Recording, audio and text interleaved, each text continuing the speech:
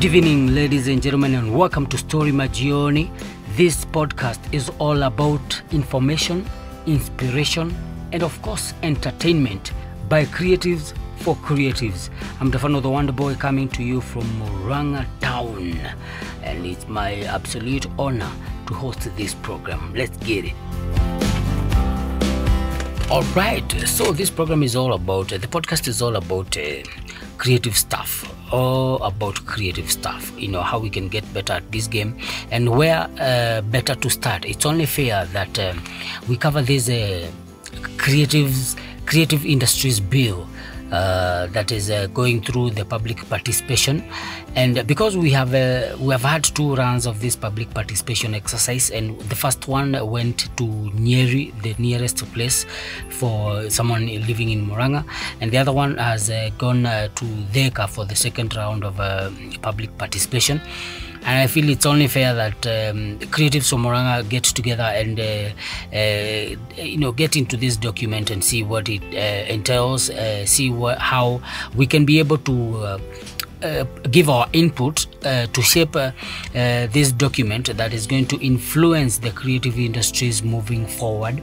And therefore, as the fun of the Wonder Boy on Stori Majioni, I figured the first few episodes we're going to dedicate them to getting into this particular bill, knowing what it entails, what it means for us, how we can influence or how we can give our input, even without having the forum happening in Murang'a, because as I mentioned, the one that will be happening closest to us will be taking place in Mount Kenya University.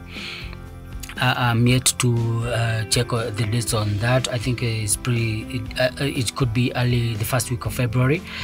But on Stori Majioni, we're going to be looking at it. We are going to seek expert opinion on this particular document, because of course hii ni sheria imeandikwa na kizungu ya sheria, and of course as creatives you need to understand what it is. So for this particular episode, I'm just going to get highlights, go over it. It's called the Creative Industries Bill 2023. Arrangement of clauses. Pale hivyo unapata primary provisions ni short title, interpretation, objects of the act, guiding principles, scope of the act, yada. But kitu muhimu ni vile zile administrative provisions inakwambia what are some of the things that the Creative Industries Bill is going to entail. Hizo ndio nitaguza leo kwa hii episode ya leo, because it's just me and the microphone and the computer. But subsequent episodes are going to engage experts, as I mentioned, so we can have make sense. They can help us to make sense out of this document. And I'm calling for your participation. Please let me know where you're listening to this from, especially if you're in Murang'a. And also let me know if you have read this Creative Economies Bill and what your opinion of it is, and if you have any input and how you're planning to share that input. Una plan kuandika email, ama una plan kutembea Theka or go to Nairobi or any of the other places where the physical public participation exercises are taking place, to give wananchi the opportunity to give their input and to understand as well, to be sensitized on the provisions that are found that have been put in this particular Creative Economies Bill. So pale hivyo ukiangalia zile ni kama provisions, yani ni kama what is in it for us as creatives. And number one is the Creative Industries Development Plan that is going to be like the guiding plan. Hiyo ndio Vision 2030, ama hiyo ndio CIDP ya creatives. And the other one is implementing role of the State Department. Itachambua ni aje State Department kazi yao ni gani, and then assignment of responsible authority by the Cabinet Secretary. Assignment of responsible authority by the Cabinet Secretary. Now, the support measures for the creative industries, hapa hivyo ndo, I guess this is where we are. And number one is infrastructure support. Number 2 is the research and innovation funding for creative industries. So pale hivyo Kenya Film Commission has been doing a lot of these things, like giving money to creatives to do research and innovation around creative concepts, productions and stuff like that. Movies, short films, documentaries, they have been funding creatives to do research and development, and so this is actually being enhanced within this creative economies bill. Number 3, we have the creative voucher system. I don't know what that is. I'd like to know more about it. Provision of credit, ni kama ina insinuate wase wataweza kupataga loan ya kudo stuff, because as it is, it's very hard for a creative to get money based on creativity. You have to show a lot of financial diligence pale hivyo kwa account yako ndio uweze ku access credit. It's not based on your creativity, it's based on how disciplined you are financially. So I don't know if this is going to be based on creativity, like unapeleka script unapewa loan ya kufanya hiyo production ama ni aje. Anyways, moving forward, provision of credit, creative clusters, we're going to know more about that as well. Creative development hubs, this is a sort of pretty straightforward. Kenya Film Commission has been doing that a lot with their creative hubs. Their, what do you call them? The hub, the creative hub concept has been done by Kenya Film Commission over time, and we are looking forward to having a creative hub developed by Kenya Film Commission in Murang'a as we continue registering Murang'a Cultural Creatives Association. As when we register, rather, I'm sure we are going to be able to engage further on that issue. Anyways, moving forward, creative industries in educational establishment. Creatives industries in the educational establishments, we're going to know what that means, and maybe in Stori festivals and all that. Integration of creative industries into capital markets, in Stori where going public, my IPO tutaona za wasanii pia ama ni aje. We'll find out more on that. Creative Industry Development Fund, this is definitely something that looks like a fund that is going to be established to develop the creative industries. Promotion of public-private partnerships in creative industries, pale hivyo ni inaonekana ni kama facilitation ya partnerships za gavana na wasanii na other stakeholders ili ku grow the creative industry, the creative economy. All right, a Creative Economy Information System and Portal Act. Creative Economy Information System and Portal Act is sijui kama ni ile imefanywa juzi afisa ama ni maneno gani. We're going to learn more about that from our expert as we continue delving into this very important document. One-stop service centers for the creative sector. All right. Like ukienda pale hivyo unapata mashughuli ziko one stop, yani ni ofisi moja unashughulikiwa vile inafaa in terms of all the kind of things that a creative could need help from an office, from an official like a position. All right, green incentives for the creative industries. I don't know what that is. If the creative industries are going to be incentivized to go green, to consider the climate, probably that's what it is.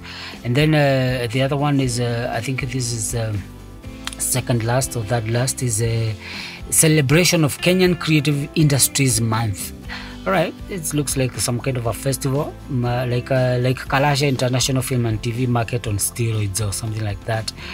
Let's see what that entails as we get into it more with our expert. If you're an expert in this particular document, if you have more information on some of these things I'm reading here, please reach out to me. You can text me on WhatsApp 0722 718107. That is 0722 718107, and help us to shed more information for the creatives in Murang'a, as it is establishment of the Office of Creative Industries Registrar. All right, hapa hivyo ni kama this is more of a registration of creative industries associations.